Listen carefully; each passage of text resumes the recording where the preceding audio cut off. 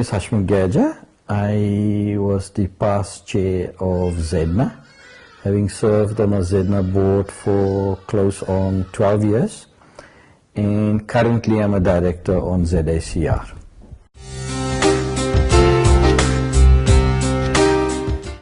Yeah, I think I was thrust into the environment when there was attempts by government to regulate the internet industry.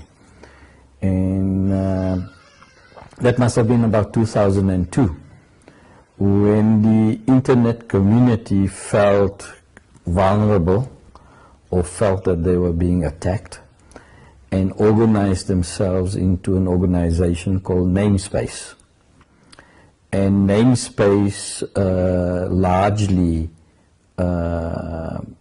challenged government's need to legislate around regulation.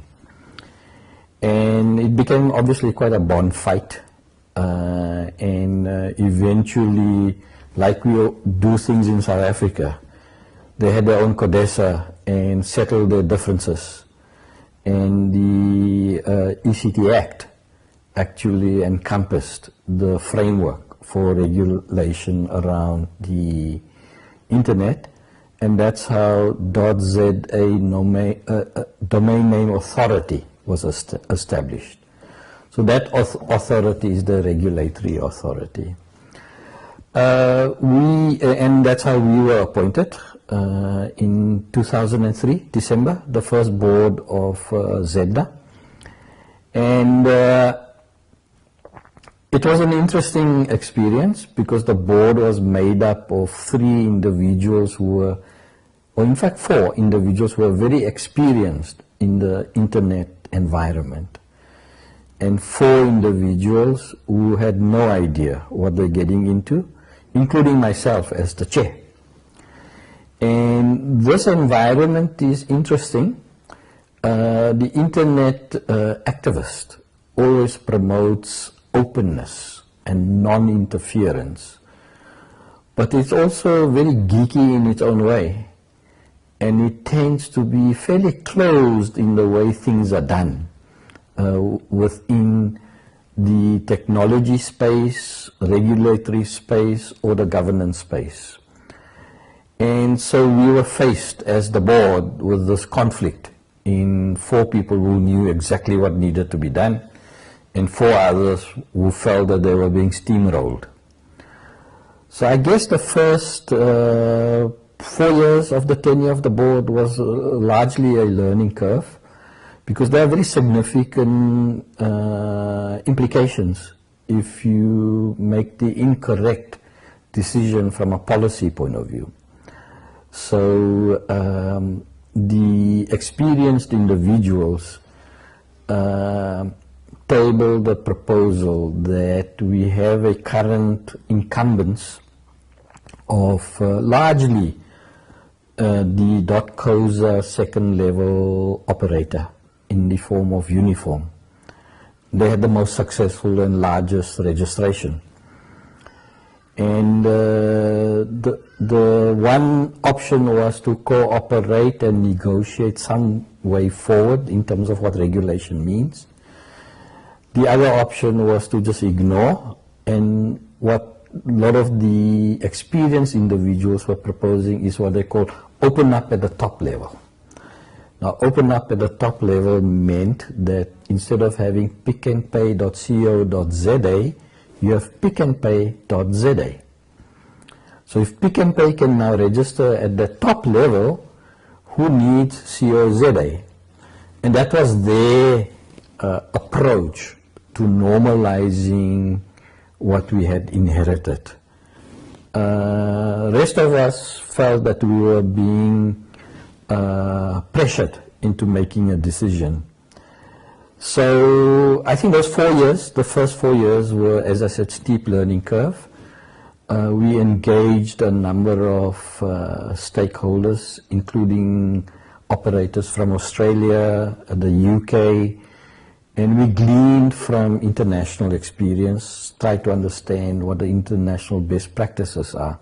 There's no uniformity Each country evolved exactly the way we evolved, meaning that there were internet pioneers and activists that got things going. And obviously, like everybody else, nobody dreamt that this is going to be as big as it has become. But at the end of the day, what we're regulating is a telephone directory. We're a name numbering regulator. That's all we do. We don't regulate or have influence on any other element of the internet, specifically related issues like cybersecurity and content that's not appropriate, all sorts of things. That has very little to do with regulating the domain namespace. We essentially, as a board at that time, consulted all stakeholders of what the best way forward would be, including the proposal that we open up at top level or we leave the structure as it is. And the majority of the input was leave the structure as it is, which is we agreed, and we left Uniforum to continue operating. Then we looked at how best do we formalize what has been very ad hoc in terms of relationships that were managed. During the bond fight between namespace and government, the zone file, which is a very small, tiny database, was apparently taken offshore.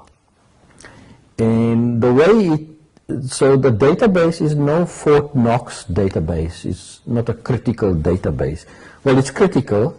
The criticality lies in the authority bestowed by ICANN on who can change the zone file. So ICANN's relationship with the .za space remained with Mike Lowry, and he was the designated person to manage the zone file. So that zone file was apparently ported offshore. And so one of the first acts as ZEDNA we had was to establish our relationship with ICANN and establish our credentials as the regulator and ask for the delegation for managing the zone file to be bestowed to ZEDNA. So that was our major act for the 4 years that we operated as a board. But in that space, we looked at how best to structure what we already inherited. As I said, it was very informal, with informal networks, with very little accountability, and that was the issue. Who are the players accountable to? And that's really why I think government introduced the notion of regulation. So one of the major works we did as the first board is to determine the kind of structure we go for. And we then tabled a proposal to late Minister Kasaburi that in South Africa, the optimal structure is what we call a central registry. Instead of having multiple registry operators, we believe a central registry would optimize the internet space in terms of cost, in terms of efficiency, and in terms of being technically at the front end, rather than trying to play catch up. What we did realize is that the pioneers that did evolve the internet were very good. And the team that developed the platforms and the technology to manage these second level domains had done unbelievable work. So during that time, we were obviously solicited by many international players to operate the registry. So as a board, we took a decision that our solution will be homespun. It will come locally.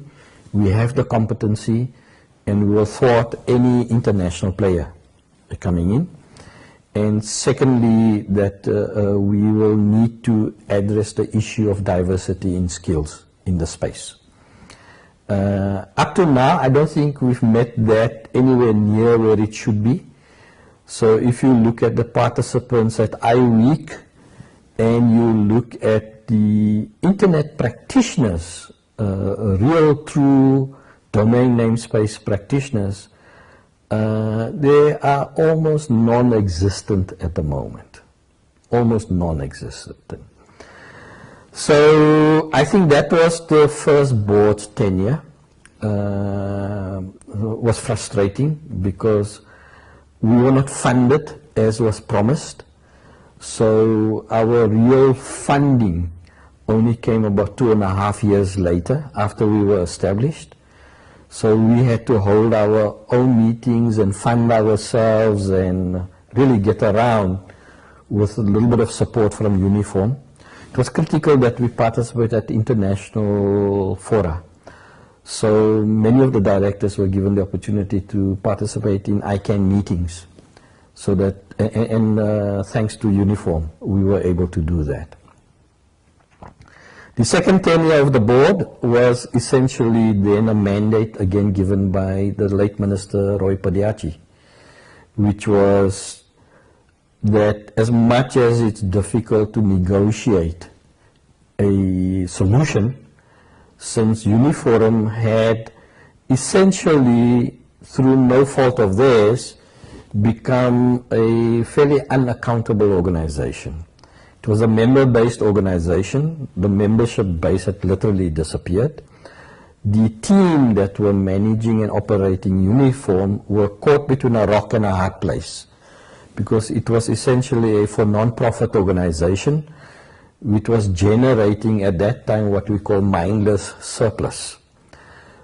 But the money was really coming from the registrant. Those who registered domains were paying for what was Uniform. And it took considerable amount of negotiating skills and tactics and pressure to get Uniforum and Zedna to agree to work together to find a solution. And in that period, Zedna appointed 2 consultants. One was to give us input on what's the best business plan for the country. And the second one was, is the existing technology infrastructure capable of taking us forward, as is what was in Uniforum. And both consultants came back that our solution lies really in Zedna and Uniforum collaborating and coming up with a model that works for the country. So the model embarked on, based on late Minister Padiachi's input, which was to say, work with Uniforum, build Uniforum, find an exit for the Uniforum individuals, and you then create a mechanism of being a regulator and a central registry operator. Initially, Zedna wanted to be the central registry operator, and the industry went totally in arms, and they felt we couldn't be referee and player. So one learned the passion with which these internet geeks look at things, and they were adamant that the regulator cannot be the operator. So we had to create that space between the two. And we liked the New Zealand model. And the New Zealand model was one organization that had the Chinese wall between the regulatory function and the operating function. So essentially between Zedna and Uniforum, we came up with what we call our 2 to 3 year plan to create a separation.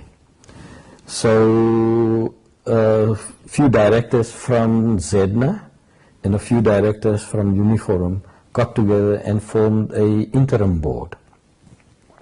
And the interim board was then structured or mandated to create separation between those who needed to go out and do their commercial thing and to establish the central registry on the other hand.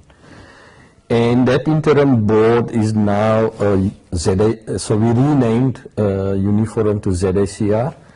So Uniforum is actually not renamed ZACR, it's actually a new organization. So the governance structure is completely new. None of the old uniform personnel are involved at the governance level. So the board of directors with a newly appointed independent director drives the central registry now. And then you have ZEDNA as the regulator. And we have enabled the technologists who had put in a lot of work, created all sorts of potential for themselves as individuals, were then able to establish a commercial entity called DNS. So DNS is now a key service provider to the central registry on a contractual basis. So I think our work as a regulator and working with Uniforum was largely complicated and became interesting because of the legislative framework under which we had to operate. And the legislative framework reflected the compromise reached at that time between namespace and government. So the legislation is not very clear exactly the role of the different stakeholders, especially the regulator. So much so that the legislation calls for the regulator to license a central registry. And we learned that the instruments given to us under the legislation makes it impossible for us to license anybody. So ZEDNA as it stands today as a regulatory authority has no powers to license anything. So the way around that was to come up with a contractual agreement between the regulator and the central registry. So I think that is in summary, but that took 13 years to get to the point where we are, because largely we had to deal with the uncertainty, insecurity of the issue of regulator.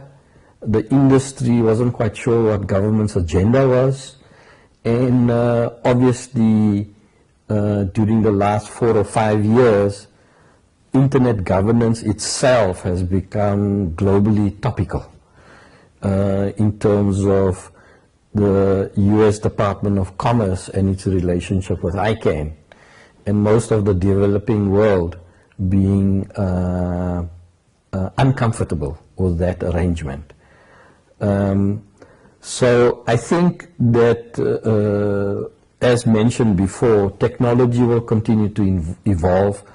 Technology will make tremendous strides and probably dismediate a lot of plans that different stakeholders have. But the elephant in the room is going to be this issue about internet governance. How does one maintain collective involvement and participation, and yet who are we all accountable to? And I think that's going to be the tension that will be there for quite some time. It will be very interesting to see how ICANN eventually ends up becoming independent, and one is not sure how one achieves collective independence. You know, who do you become accountable to? And that's the oxymoron within the unique evolution of the internet. I think with the telecommunication side of it, it all ended up in the ITU. With the internet, it's a open network.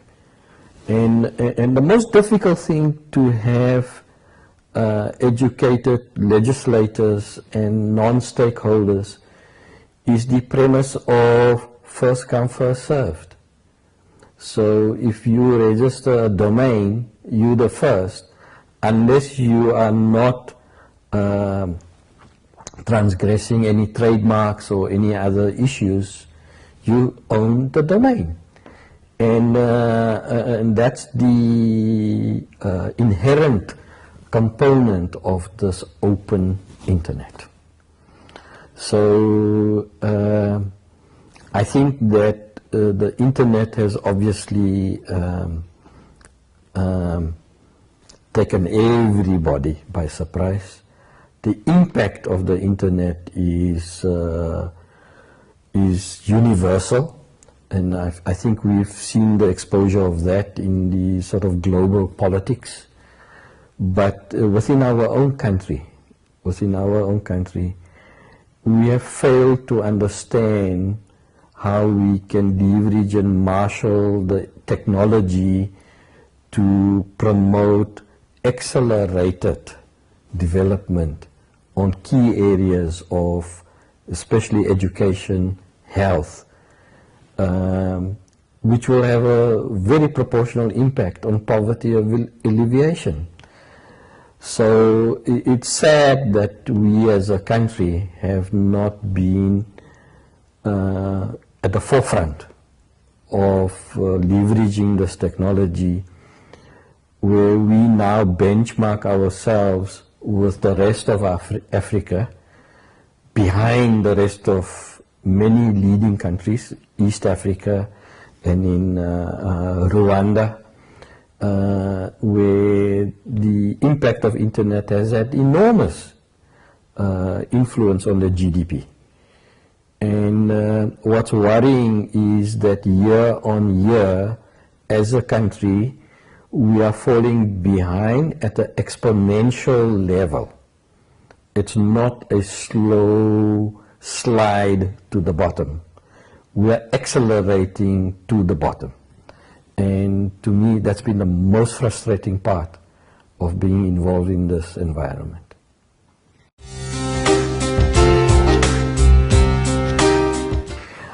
I think what I've recognized is that our government's ability to make the right choices is often influenced by capacity and understanding of the environment.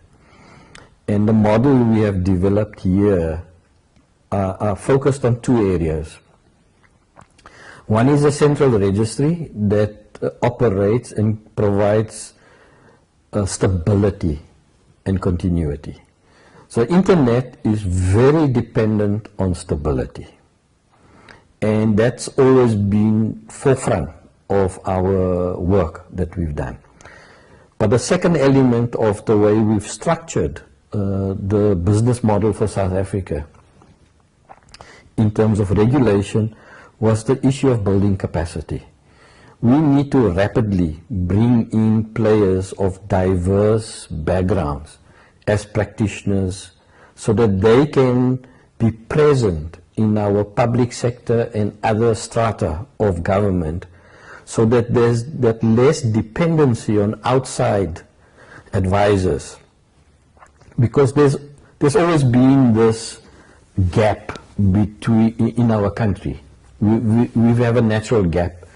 And the advice and the influence is often misinterpreted by those who are the experts in the country. And I think we need to be sensitive to that, and we need to introduce a level of trust between government and the internet industry.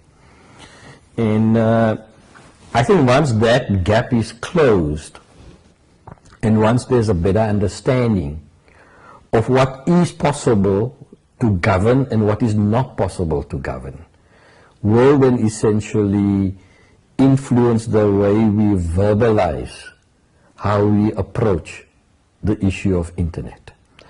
So the fact that it's a dismediating technology, your very question, a borderless environment in a bordered geographically defined environment that people have governed for centuries. How do you deal with that? And I think everybody's grappling with that. So it's not unique to South Africa.